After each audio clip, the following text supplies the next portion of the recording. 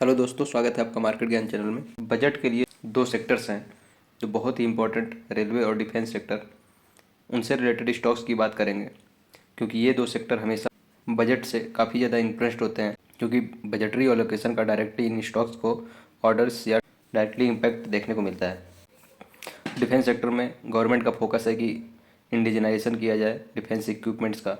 जो इंडिया अपने defence equipments को इंपोर्ट करती थी बाहर से, यूएसए हुआ, इजराइल हुआ, रसिया हुआ या अदर कंट्री जैसे फ्रांस वगैरह हैं, तो इनसे इंपोर्ट के बजाय अब सेल्फ डिपेंडेंस यानी कि इंडिया में ही मैन्युफैक्चरिंग करने की कोशिश करेगी। और सिर्फ खुद के यूज के लिए नहीं, बल्कि जो डिफेंस मिनिस्टर है राजनाथ सिंह जी, उन्होंने कई बार ये बताया है, अपने स्पीचेस में बोला है कि इंडिया का टारगेट जो है डिफेंस इक्विपमेंट्स को अदर कंट्रीज में एक्सपोर्ट करना है।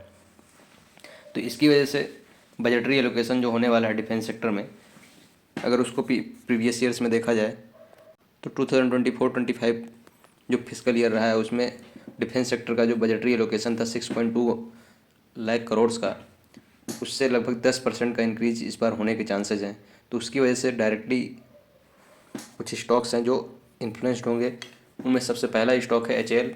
और सबसे बड़ी चीज़ है कि इन स्टॉक्स में इतना ज़्यादा ऊपर से अपने टॉप से करेक्शन हो चुका है कि अब और ज़्यादा चांसेस, बहुत कम ही चांसेस दिख रहे हैं कि और ज़्यादा करेक्शन होगा। तो अगर कंपनी की डिटेल्स की बात की जाए, एयरफोर्स के जितने भी फाइटर जेट्स या हेलीकॉप्टर्स होते हैं उन सबको एचएएल मैन्युफैक्चर करती है। और अभी तो तेजस या लाइट कम्बैट एयरक्राफ्ट जो हैं उनको अदर कंट्रीज में भी कंपनी जो है एक्सपोर्ट करने का टारगेट बना रही है।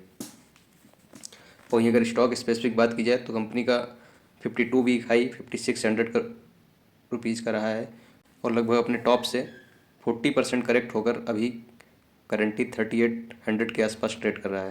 और अगर स्टॉक के पीई के हिसाब से भी देखा जाए तो इंडस्ट्री का जो पीई रेशियो है वो 41 का है और स्टॉक का पीई रेशियो 30 के आसपास है। तो अगर पीई के रेशियो के हिसाब से भी देखा जाए तो भी स्टॉक अंडर वैल्यूड है। और ये तो कंफर्म है कि बजटरी एलोकेशन में इसको काफ़ी ज़्यादा काम मिलने वाला है। काफ़ी अच्छे चांसेस हैं कि बजट के टाइम पे काफ़ी अच्छी रैली एचएएल के स्टॉक में देखने को मिलेगी। तो दूसरा स्टॉक है एमडीएल यानी मझगांव डॉक लिमिटेड। तो अगर इस स्टॉक की बात की जाए तो ये भी सेम लगभग इस एचएएल के ट्रेंड को फॉलो करता है। इसका भी ऑल टाइम यानी 52 वीक हाई 2900 रुपीज़ का है। अभी रिसेंटली ही स्टॉक ने बोनस शेयर अनाउंस किया था 1:1 का, तो उसकी वजह से इस स्टॉक का 52 वीक हाई 2900 का है, जो कि 5800 के आसपास होना चाहिए था, बट बोनस शेयर की वजह से 2900 का 52 वीक हाई हो गया है। और अगर अपने 52 वीक हाई से देखा जाए तो लगभग 35% करेक्ट होकर अभी 2200 पर ट्रेड कर रहा है। तो इसमें भी काफ़ी ज़्यादा चांसेस हैं कि स्टॉक को, क्योंकि ये पूरी तरह से जिस प्रकार से एचएएल एरोस्पेस के लिए इम्पॉर्टेंट है या एयरफोर्स के सारे इक्विपमेंट्स की मैन्युफैक्चरिंग करता है, वैसे ही एमडीएल यानी मझगांव डॉक नेवी से रिलेटेड जितने भी सबमरीन्स शिप्स होती हैं उन सब की मैन्युफैक्चरिंग इंडियन आर्मी के लिए करता है। दोनों अपने अपने क्षेत्र में, मतलब एयरफोर्स और नेवी टॉप कंपनीज हैं और दोनों में ही जो भी डिफेंस का लोकेशन होता है दोनों ही कंपनीज को ऑर्डर्स मिलते हैं और काफ़ी अच्छी तेज़ी देखने को मिलती है बजट्स के टाइम पे।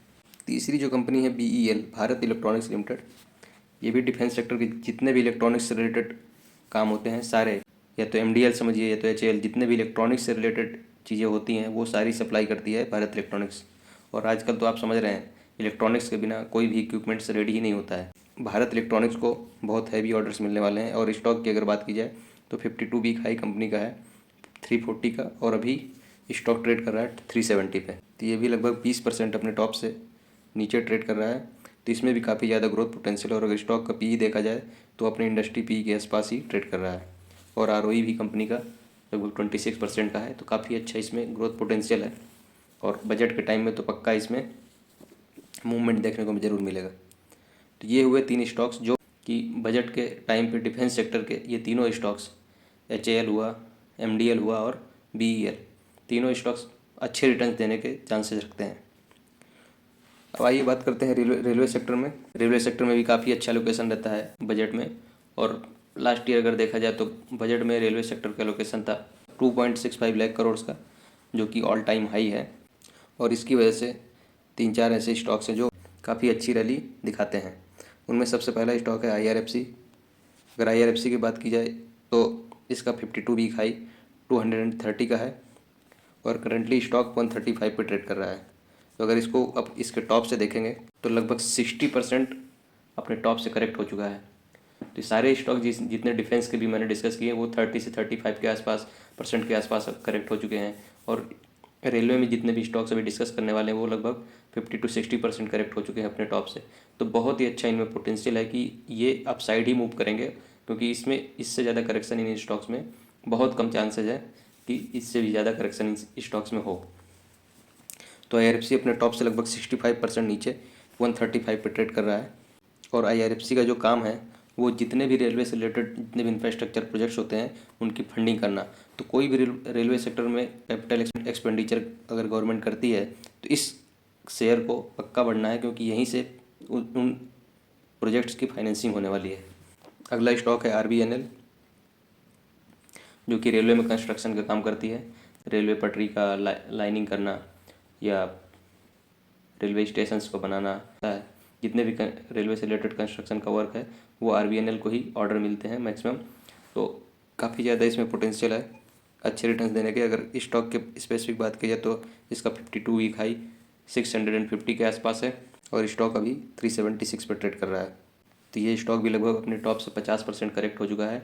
तो इसमें भी काफ़ी ज़्यादा हाई चांसेज हैं कि ये बजट के टाइम में अच्छा अपवर्ड मूवमेंट देगा। और रेलवे सेक्टर का थर्ड स्टॉक जो कंस्ट्रक्शन का ही काम करती है RVNL की तरह, और इसको भी काफ़ी अच्छे ऑर्डर्स मिलते रहते हैं टाइम टाइम पे। और बजट के टाइम में तो काफ़ी हैवी ऑर्डर्स मिलते हैं इन स्टॉक्स को। तो इसका नाम है इरकॉन इंटरनेशनल। और अगर इसमें भी इसके टॉप 52 वीक हाई की बात की जाए तो 350 का है और अभी स्टॉक 188 पर ट्रेड कर रहा है। ये भी लगभग 60% के आसपास की गिरावट है इसके टॉप से।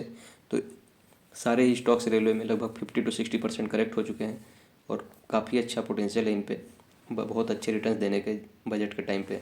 और अगर इरकॉन की स्पेसिफिकली बात की जाए तो कंपनी का भी जो PE रेशियो है काफ़ी ज़्यादा नीचे है इसके इंडस्ट्री PE से। इंडस्ट्री PE 32 का है, वहीं स्टॉक का PE रेशियो मात्र 18 का है। तो काफ़ी ज़्यादा इसमें चांसेज हैं, क्योंकि काफ़ी ज़्यादा अंडर वैल्यू स्टॉक है ये।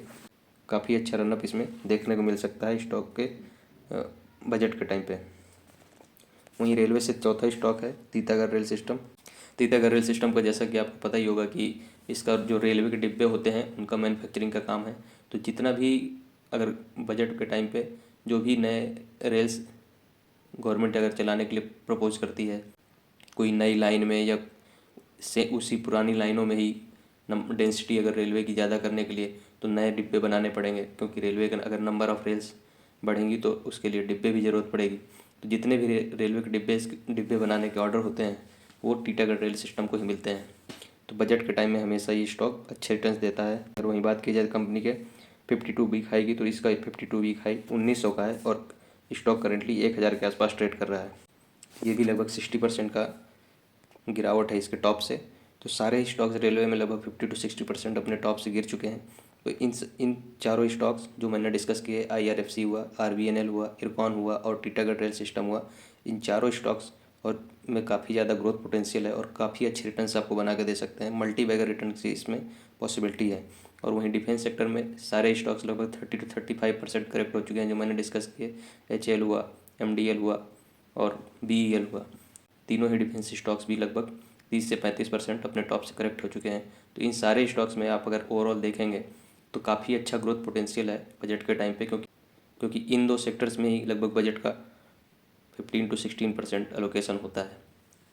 तो काफ़ी अच्छा चांस है इसमें अच्छे रिटर्न्स मिलने के। तो इन स्टॉक्स में नज़र बना के रखिए और जितना करेक्शन हो उतना ही आप उसको बाइंग अपॉर्चुनिटी मान के फेज्ड मैनर में इन्वेस्ट करते जाइए और बस वेट करिए 10-15 दिन जो बजट का टाइम बचा हुआ है। 1 फरवरी को वैसे ही बजट आना है, तो 10 से 15 दिन तक आप अगर जितना भी ये स्टॉक्स गिर रहे हैं तो पैनिक ना करके बस इन्वेस्टमेंट करते जाइए। जितना स्मॉल अमाउंट में करेंगे, मतलब मान लीजिए 10 रुपये करना है तो 2 रुपये आज किए, अगर फिर से गिरता है तो 1 रुपये किए, फिर से गिरता है तो 1 रुपये, इस तरह अगर इन्वेस्टमेंट करेंगे, एक साथ पैसों को लगाने की गलती नहीं करेंगे तो काफ़ी अच्छे एवरेज करके आप इसमें अच्छे रिटर्न्स बना सकते हैं बजट के टाइम तक।